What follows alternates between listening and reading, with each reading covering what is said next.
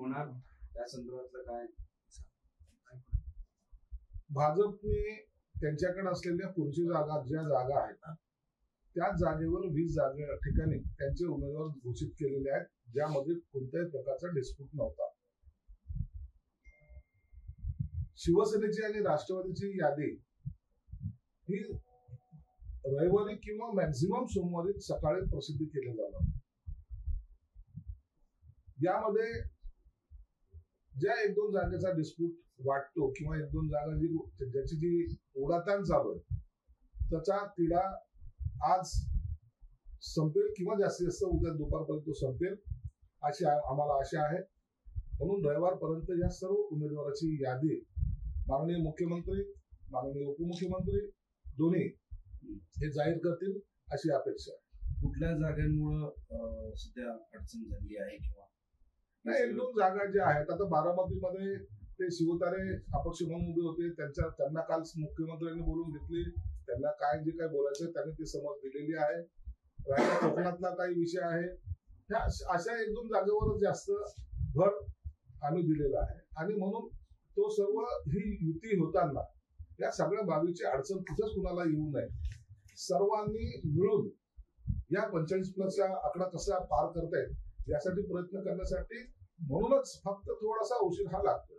ज्या जागेचा शिवसेनेकडे डिस्प्यूट नाही त्या जागा घोषणा करायला काय अडचण आहे? असे अडचण काहीच नाही.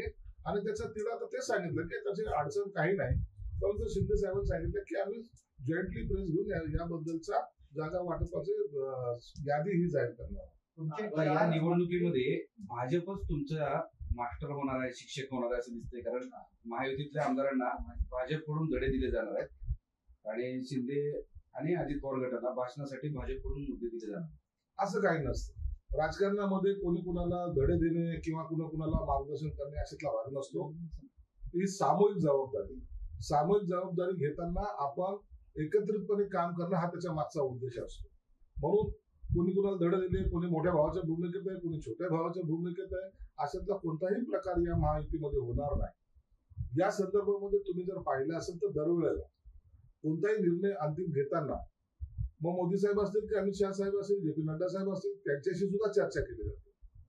मुळामध्ये शिवसेनेला, शिंदे साहेबांना स्वतःचे निर्णय घ्यायचे अधिकार स्वतःपर्यंत आहे, अजितदादांना आहे, परंतु भाजपच्या वरिष्ठ नेत्याला विचारल्याशिवाय पूर्ण निर्णय घेता येत नाहीत, ही वस्तुस्थिती आहे. म्हणून हे सर्व निर्णय या वरिष्ठ पातळीवर एकत्रित बसून हे लोक घेतात. म्हणून आता यामध्ये कोणताही वाद राहिलेला नाही. राजकारणातील प्रत्येक अचूक बातमीचे सर्वात आधी अपडेट्स मिळवण्यासाठी सरकारनामाच्या सर्व सोशल मीडिया प्लॅटफॉर्मला लाईक, फॉलो आणि सबस्क्राईब करा.